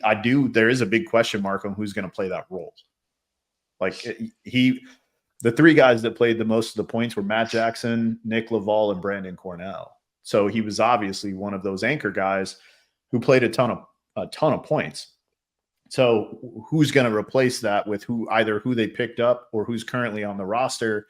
I don't see that person on the roster. I do like that Tyler Peniel kid. I think he's got a lot of opportunity. He played really well at World Cup. He could be, somebody who takes over someone else who's been a one. If Dalton is completely healthy, I don't see him playing over Dalton, but we'll see, right? Extreme. I mean, Corey was big in a lot of the matches that Extreme won. Corey was even in on Sunday. Corey was a big part of that. I do think Josh Taylor and some of those guys have opportunity here to cover up some of that loss, but kind of the same thing with Matt. Like it's really almost impossible to replace what a guy like Corey does. It's just really tough. He plays everywhere on the field. In Chicago, we saw him playing the two on the snake side, out in that can, plays up the middle at World Cup. He's out on the Dorito side in Philly. Like he played everywhere, right? It's hard to replace a guy like that. I don't know that. I think the attitude that Thomas Taylor brings is huge. He's won a lot of events. I do think that will be helpful. I don't know from a player perspective how much he'll be able to be helpful. We'll see. I still think he's a very solid player. But when I look at the guys who are still in that roster, I just don't know whose spot he takes. Does that make sense? Like, I don't see him. Yeah. Aftermath. I was really impressed with what Aftermath did last year. I mean, they're basically on a full rebuild. They struggled like they're supposed to. And I think that the mistakes that we saw last year were also mistakes they're supposed to make as a completely rebuilt group, right? Like, if the expectation was that they were going to completely rebuild and be, in the top 8, that's probably unrealistic, right? I thought the mistakes that they made were reasonable. They're mistakes they are supposed to make. I have high hopes for Aftermath this year. I think they're going to be good. I'm glad, Grayson and all the guys stuck together. I think he's a good leader on that team. And I think they're hardworking enough and inquisitive enough. And what I mean by that is, like Grayson texts me a lot, asks me a lot of questions about things that I'm having my guys do, and he's implemented some of them. You guys were talking about Cody Mikowski earlier and talking about him being sticky. He calls every player on the team every week. He calls every single player every week. I implemented into my group at the very beginning of the year, hey, you got to call 3 guys every week. 3 guys. That's something that Aftermath has started doing. So I have high hopes for Aftermath. The Bears, in my opinion, the Bears NRG thing, you take 2 struggling teams to kind of take Joey Blut's idea of them. I totally agree with. You take 2 struggling teams, you put them together, you got 1 struggling team, right? They did lose in my opinion, their 2 best players, with Frank going to Revo, and then, the young man who went down to semi-pro and took Ivan Gonzalez with him. They lost some really good players, and I don't think, and they didn't replace them with the guys that they picked up. They pick up John Atkins from A-Team, and Evan, who kind of both play the same role. They didn't fix either one of the 2 giant holes that were left by the 2 guys that went away from the team. So I think the Bears are really going to struggle. I would, my grade for them is a D for their offseason. And then Aftershock, I would give Aftershock a C. And the reason I would give them a C is because number 1, I think they picked up too many players. And number 2, I think they picked up a lot of players who are used to being the guy on the team they play on. So when you take 10 people who used to be the guy on the team they played on, and now you're going to get a third of the spins you got before, I see there's probably going to be some issues there. Not to mention the fact that they've hyped the shit out of what the brand is and those kind of things. There's going to be a ton of pressure there, a ton. I think they would have been better off going with a little bit skinnier roster, building a good core, and then maybe adding a couple of guys either through the season or in the off season next year. But I could be totally wrong, but this is what I see, right? I think Aftershock, I would give a C. I think it's great for Todd. I think he'll do really well in that environment, but it's a lot of personalities to deal with. And again, if you got guys who are used to being the dude and now are no longer the dude and potentially not getting to play very much, that can create some chaos in your pit, at the hotel. You know, shit, Shane, you just dealt with this last year. You know, you got 12 guys on your roster, and basically means you got 4 dudes sitting on the sidelines every point or every match, you know, that don't ever get an opportunity to get on the field. And that creates problems. It creates problems. Yeah. So I do think the 2 Todds are really good leaders, and we'll figure it out. And I also don't think they're afraid to cut guys if shit becomes a problem. So I do know that they so last weekend they're at Paintball Fit with us and with Paintball Fit, and they're playing Thursday, Friday, Saturday, and Sunday, and then going to Vegas, I think Thursday of the field layout, and staying the entire time and playing the whole week. So they're trying to make up for all the lost time. So we'll see. Maybe they can get it together really quickly, but I do think there will be some issues there with the number of guys they picked up and some of the personalities they picked up. So you guys ready to do some picks? Let's do it. Let's do it. All right. Who wants to go first? What are we picking exactly? So we'll pick the winners of the bracket and then 2 wild cards. 2 wild Total? cards. Total. Okay, gotcha. Okay. Yep. So two the winner and the second place in each bracket, and then 2 wild card teams.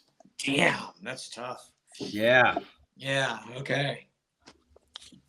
I gotta think about this.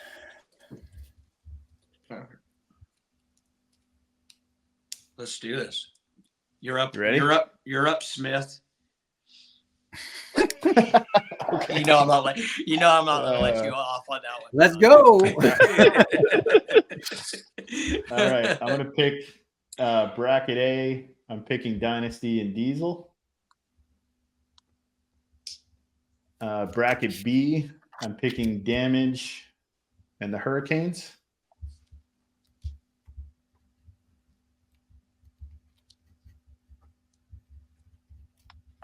In bracket C, I'm picking Heat and Fit. Oh, damn it. Wow. Damn it. And in bracket D, I'm picking Impact and Extreme.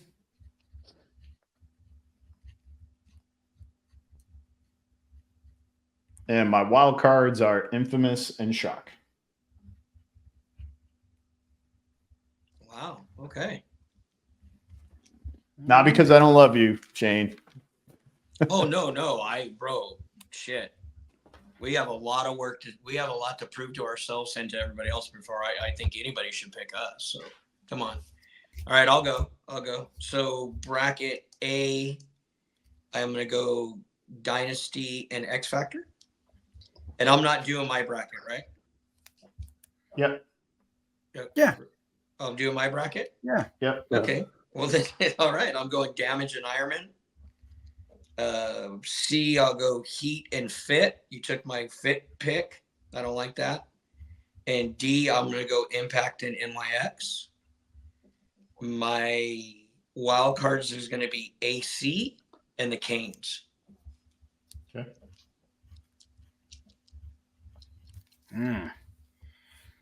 That's tough. All right. That's tough. Yeah. All right, Kevin. Okay. And A, I'll pick Dynasty and Diesel. B would be Damage and Infamous. C would be Heat. And this is where I have the hardest problem is this next team. Hang on one sec. I'm trying to keep up. You got Diamond, you got Dynasty and Diesel, Damage and Infamous, Heat. Yeah, Heat, and then I'm gonna say ML Kings or whatever they're called now. King. Kings. Yeah, Kings. Yeah, there we go. Good pick. They were on my radar also. Good pick. Good pick. All right, so you picked Dynasty Diesel. Yeah. And then Damage who? Infamous. Okay. And then I'll pick Heat and Kings. Okay. And then I will pick. Wait, are we doing this in the order of their or just getting out? First, yeah, Like, just first doesn't getting matter out. which order. Oh, okay. Nope. So Impact and Extreme.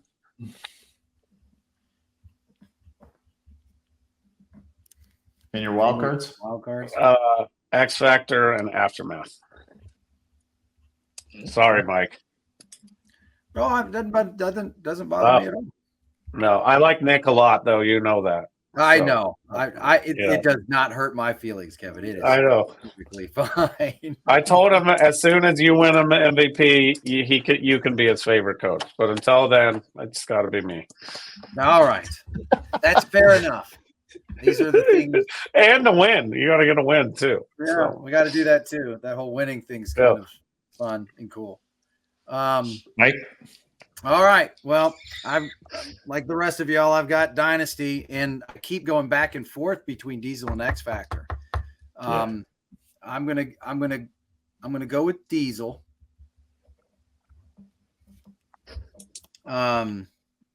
Obviously, Damage and Canes. I'm gonna buck the system here. I'm gonna go Heat and Revo. Like you guys, I have Impact and Extreme. Now, I'm going to go ahead and put my wild cards. See, wow. I'm going to go ahead and say X Factor and Aftershock.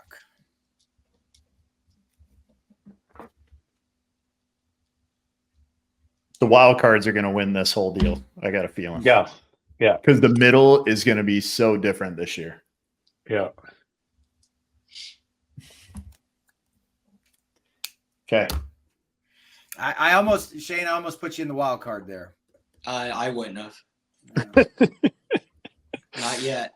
Let us earn it, brother. Well, no, I wanted to put you in the. Hey, in the- then you say I should have taken him. I should have taken him. You know what I mean? Hey, I'm good being the underdog because we deserve to be an underdog right now. Until we earn it, then we go from there, right? It was between you and Aftershock, and again that between Diesel and X Factor. Those are my two toughest decisions. Yeah, I was the only one that took X Factor over Diesel, and then I already had Diesel as was my first wild card. I mean, that's kind of a no-brainer. Well, I chose the way I did because I do think it's going to be really hard for a wild card team to come out of that first pool. Yeah, no, that could be possible. Yeah, it's going to be tough. Yeah, good teams always find a way to win. That's the way I look at it. So yeah, but I know. I probably should have taken Aftermath as my wild card team because I do think there's an opportunity everybody's going to beat up on the Bears a little bit. Yeah. I won't be. So that's going to help the margin. I won't be taking Aftermath all year. Just right now. And I like those guys. I really like those guys. Yeah. But I won't be. They were not very friendly to us. So I got a little bit of bias on my decision making on that. So and all fun. Even though the Canes threw a dead raccoon on our hood in New Orleans. Oh wait, no, we did that. So no, you did that. Yeah, we definitely did. We had to scare away all the mosquitoes. So where are you guys going to be for layout weekend so the fans can potentially come and check you out? Well, we're playing in Vegas against Aftershock on the layout. And then on Thursday, we're playing against Dynasty and NYX. And that's where we'll be. So, looking forward to it. We're playing. Oh, we're playing up in SK? Sacramento, and we're playing Impact, and I think we're playing another team, but I can't remember who it is right now. Infamous. Oh, that's it. Yeah. Yeah, there you go. I mean, when you're Dynasty, it doesn't really matter. No, I You don't. know, I don't. I don't do the practices. So yeah, I don't know. I know. That's why I said we're playing you on Thursday. You probably didn't even know that. Yeah, I didn't know. It doesn't matter to me. Like, yeah, you're like, We'll be at LA Extreme in Slidell because it's what we do, and we'll be with the Kings, and then we'll be practicing Diesel on Thursday. Nice. We're going to be in Florida playing the Tampa Bay Damage and New York Wrecking Crew. Okay. And then we play Aftermath on Thursday at noon, and then we play the Hurricanes at 2:00. I will be there watching at 2:00.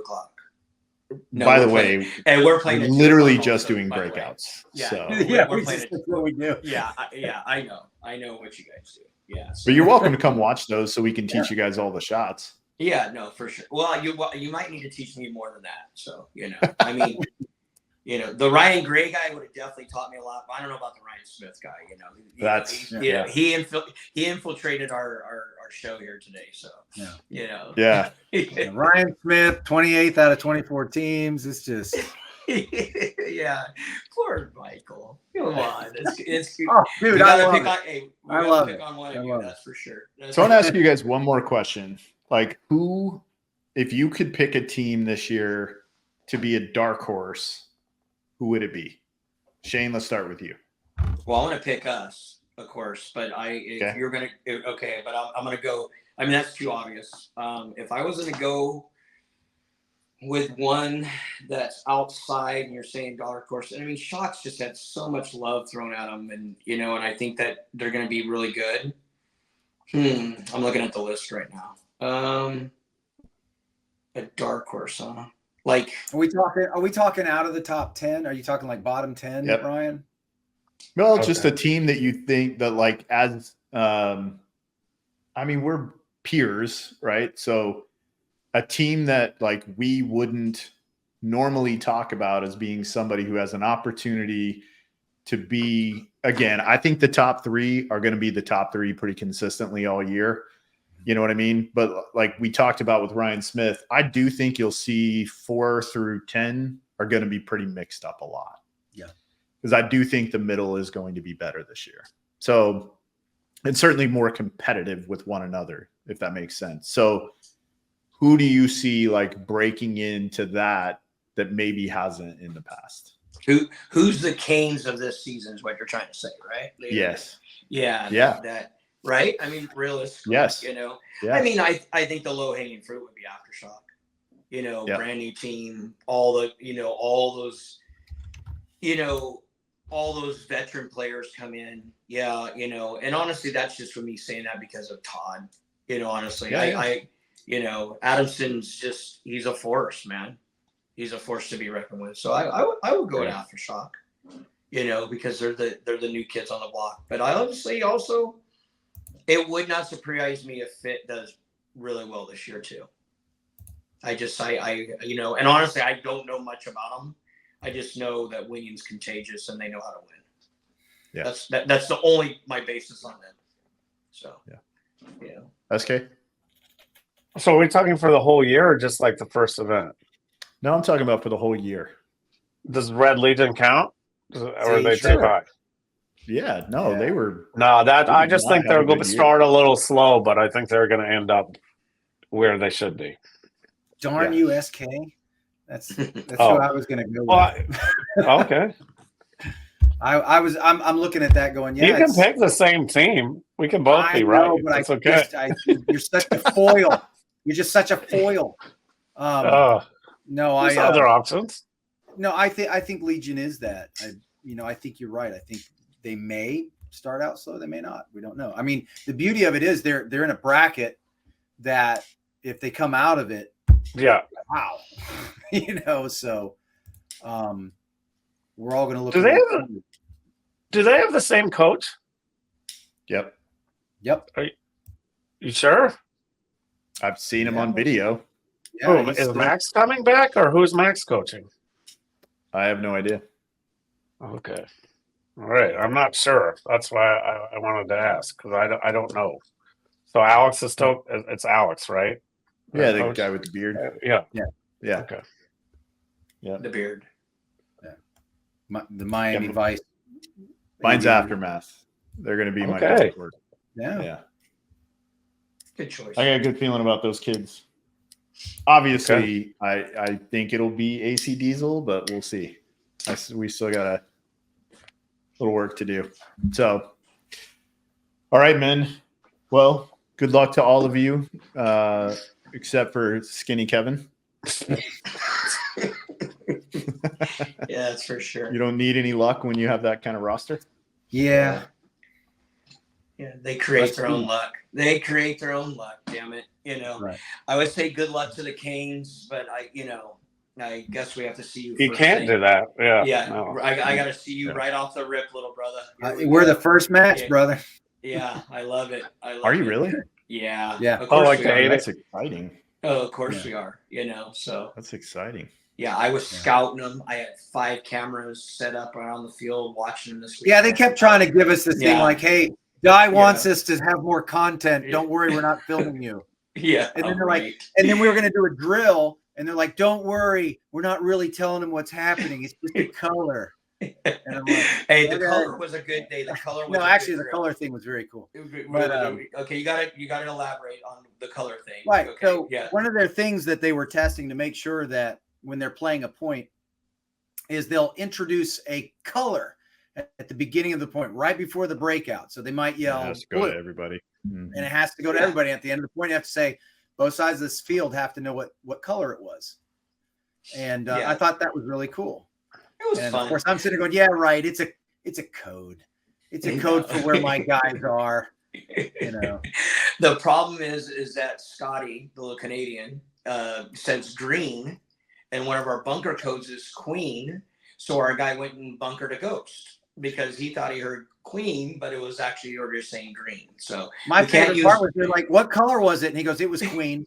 And I'm like, yeah, exactly. Queen of color? Yeah, exactly. Yeah. We are not the sharpest knives in the drawer. That is for sure. Feeling more solid about my picks every day. Every moment that goes by. There you go. There you go. Okay. No, you guys will I think by mid-year, Shane, you guys will look different. We're excited, bro. We're excited, honestly. And it's a good group. I'm excited. So, big progress this past weekend. And we got our work cut out for us. So, we shall see. Well, let's not bore the audience with our nonsense any longer. And we'll close this thing out. If you guys want to hang out in the green room for a second, we'll love to say good night, or good day. Mike and I'll close this thing out. Take us about 2 seconds, and then we'll be right with you. All right. Now that was fun, right? That was a lot fun. of fun. And and it was nice to talk about things that were real, right? That's right. That's right. Nice to talk about things that are real. And real yet. There's a couple of they're real picks for real a real tournament. That's right. That's right. So can't wait for this layout drop tomorrow. Don't forget to tune into the live feed tomorrow with Shane, with Ryan Smith and I, that are gonna. You'll actually remember Be On Your Own for that one. Yeah. Oh, is that the new New York with? You'll be in New York. I'll be in New York with my wife, and so you'll be doing that virtual field walk on your own. Oh, well, I might suddenly get sick. I don't know. Yeah, that's not going to happen. So yeah, tomorrow, 7 p.m. Central Standard Time, Mike is going to go live on Major League Paintball's YouTube, both Instagram and Facebook, doing a virtual field walk. He'll do about 30 minutes virtual field walk, and then there'll be some space at the end, about 15 minutes, or if he wants to stay a little longer, he can, but he will have a team meeting right after, so he doesn't have a ton of time. And then on the next Tuesday, we will be going live again at 7 p.m. Central Standard Time. where we will talk about practice and some things that we saw. And then we'll try to also give you guys some resources as you're going into Las Vegas for some tracking. And we'll give you some resources to help you better track your team and the other teams as you play the event. And then March the 12th, we are going to have a event recap where we're going to pull in the final match. We're going to break that thing down with one of the coaches. So that's going to be super exciting. And again, the real content that we really want to dig into with you guys.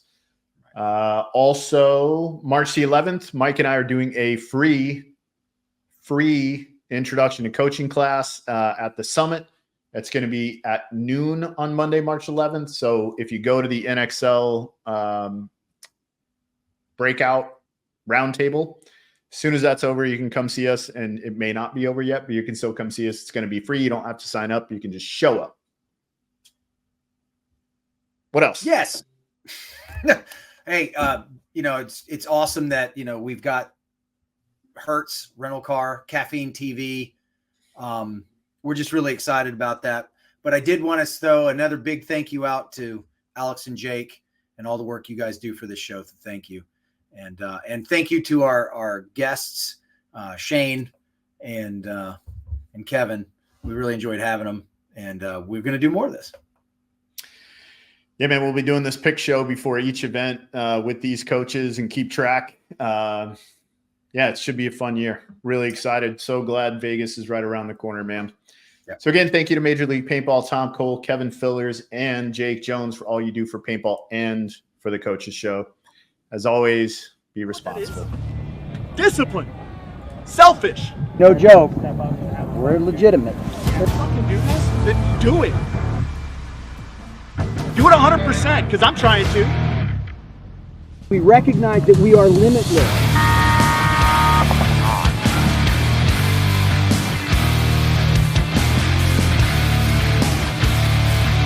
You got to be a champion, become a champion, right?